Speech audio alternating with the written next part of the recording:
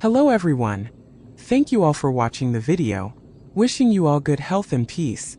The afternoon sun in Swan Lap hung heavy in the sky, its golden light filtering through the bamboo groves, casting dappled shadows on the earth still damp from the morning's dew. Tieu Nuong, a 16-year-old girl with eyes that held the depth of a moonless night, stood in a small field behind the house of a woman named Hung, her hands stained with the rich brown of freshly turned soil, her faded green shirt clinging to her thin frame like a second skin. The air was thick with the scent of earth and corn, the faint crow of a rooster echoing through the village, a reminder of the life that hummed beyond the wooden fence that marked the boundary of her temporary refuge. In the distance, the river murmured a soft lament, its silver ribbon winding through the village like a thread of dreams, reflecting the pale sky above. Tieu Nuong drove the hoe into the earth with a rhythm born of necessity, each stroke a silent prayer for a future she could scarcely imagine, her thoughts drifting far beyond the field to the tent in the forest where she had grown up, its thatched roof a canopy of memories, its walls a tapestry of her childhood. She thought of her parents, their faces blurred by time, their laughter a distant echo in the village, their warmth a memory she clung to like a fading ember in the chill of her solitude. She thought of her grandmother, who had raised her after her father's death, her hands rough but gentle, her voice a soft lullaby that had sung her to sleep under the stars. But her grandmother was gone, and her uncle had betrayed her, selling her to Hung to repay a debt of 50 million dong, a betrayal that stung sharper than the blisters on her palms. She paused, wiping the sweat from her brow with the back of her hand, her eyes tracing the river's path to where it disappeared into the mist. "Will you come for me, Chung?" she whispered, her voice barely a breath, her heart a tangle of longing and fear. Chung was the whisper of dawn in her endless night, a carpenter from a neighboring village whose hands carved dreams from wood, whose smile was a lantern in the gloom of her days. They had met at the market one rainy afternoon, where the scent of fresh herbs mingled with the damp earth, and his laughter had been a melody that warmed her soul.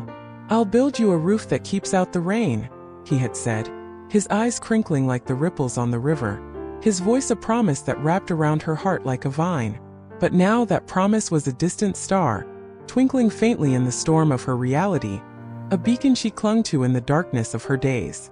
Meanwhile, in another corner of the village, Chung stood in the doorway of an empty house, his hands stained with the dust of the road, his eyes searching the horizon like a fisherman seeking the shore. The air was heavy with the scent of rain, the sky a canvas of gray clouds that hung low over the village, a quiet promise of a storm. "Where have you been, Nuong?" he murmured, his voice breaking with the weight of his longing, his heart a vessel of sorrow and love. The house was empty, its bamboo walls a silent witness to his despair, its floor littered with the mess of his frantic search, paper strewn about, a broken cup lying in the corner, its shards a mirror to his fractured hopes. "I'm dehydrated. I've been looking for you so hard. How long do I have to wait for you? I miss you so much, Nuong." He had been searching for days, his heart aflame in the storm, its light flickering with the weight of his worry. He had asked everyone he met, from the shopkeeper by the river to the farmers in the fields, but there was still no news of her. "I'm still trying," he had told a friend over the phone, his voice heavy with determination, his eyes glistening with unshed tears.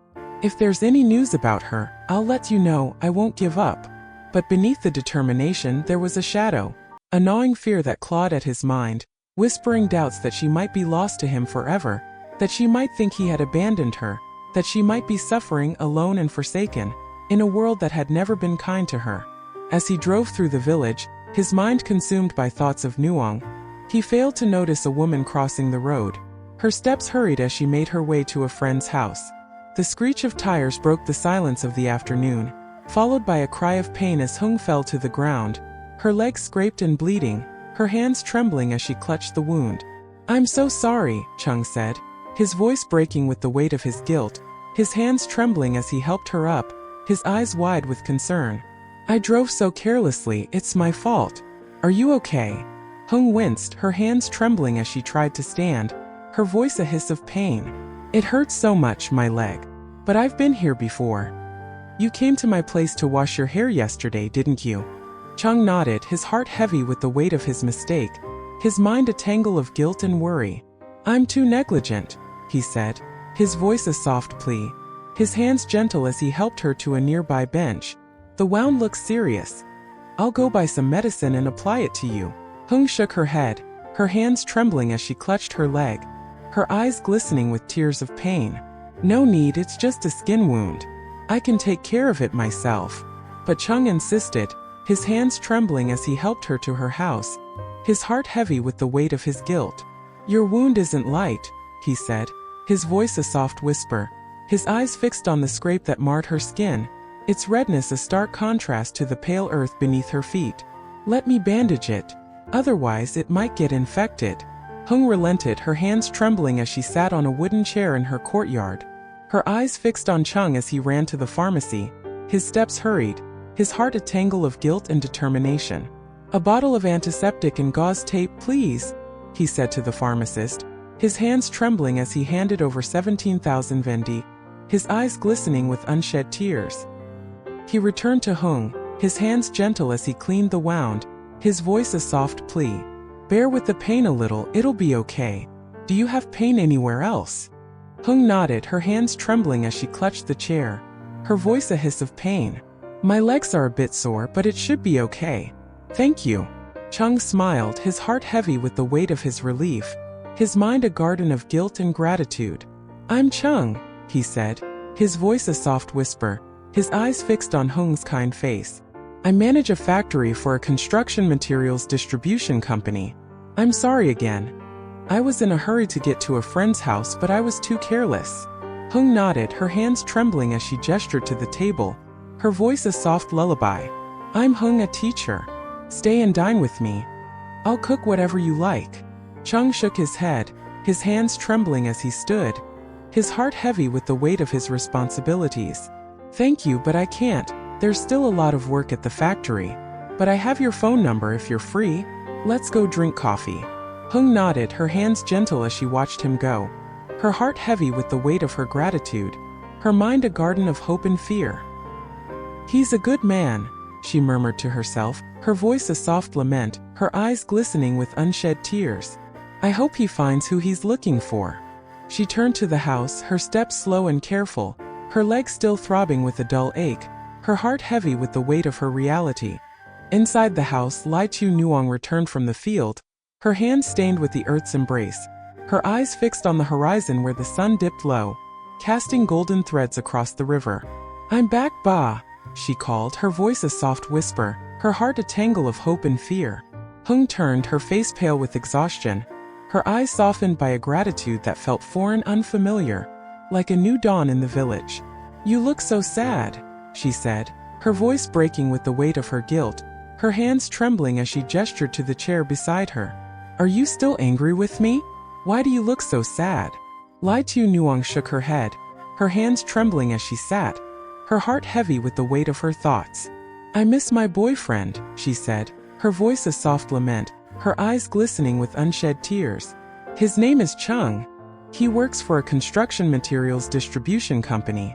We haven't known each other long, but I love him so much. I really want to know if he's looking for me, or if he's already met someone new. His father is the president of a big company. I'm afraid I don't deserve him. Hung felt a pang of surprise, sharp and unexpected, a flower blooming in the barren field of her guilt. She thought of the man who had just left, of the way he had spoken of searching for someone, of the pain in his eyes, the determination in his voice. Don't think so negatively, child, she said, her voice a soft lullaby, her hands gentle as she patted Nuong's arm. A good man won't abandon the person he loves because of circumstances and status.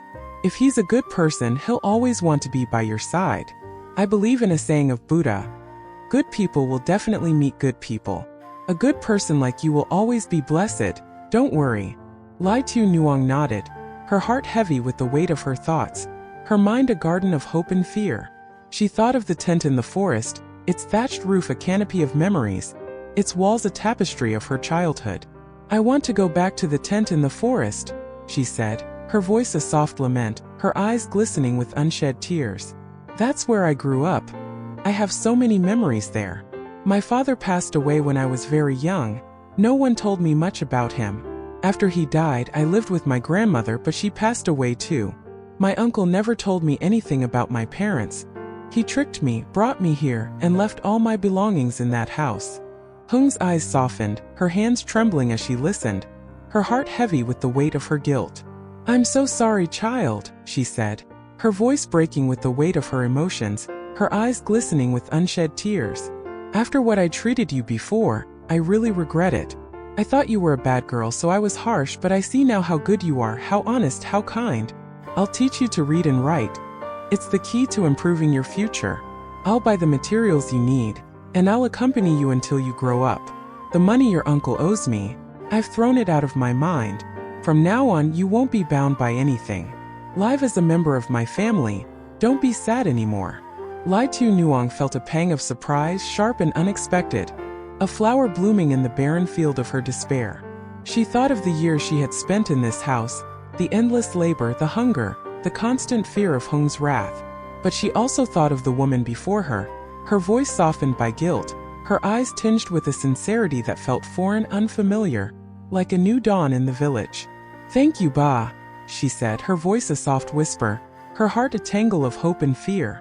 "I'm afraid my uncle will find me. He's found out where I live, and his greed is so big. I think I'll stay here with you until I get married, until I can live on my own."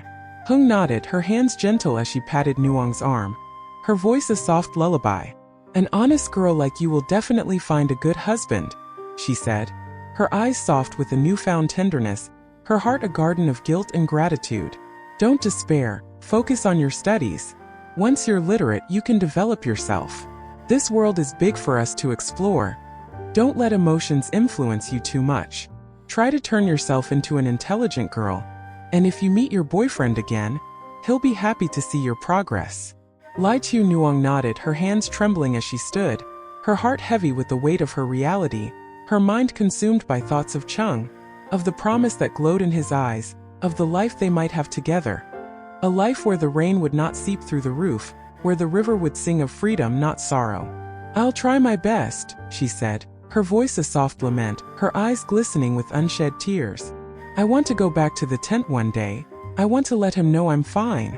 Would Chung find her, his flame piercing the storm of her suffering? Or would his worry consume him, leaving him lost in the shadows of his own despair? Would Tieu Nuong find the strength to trust Hung's change of heart, to take the freedom she offered, to return to her tent in the forest and the life she dreamed of with Chung? The river offered no answers, only its mournful song, and the sun dipped below the horizon, casting golden threads across the village, a whisper of a dawn that might yet come. For now, Tieu Nuong had the field, the promise of literacy, and the memory of a man whose love was her light, a flame that flickered in the storm, a promise that whispered of freedom, a hope that refused to die.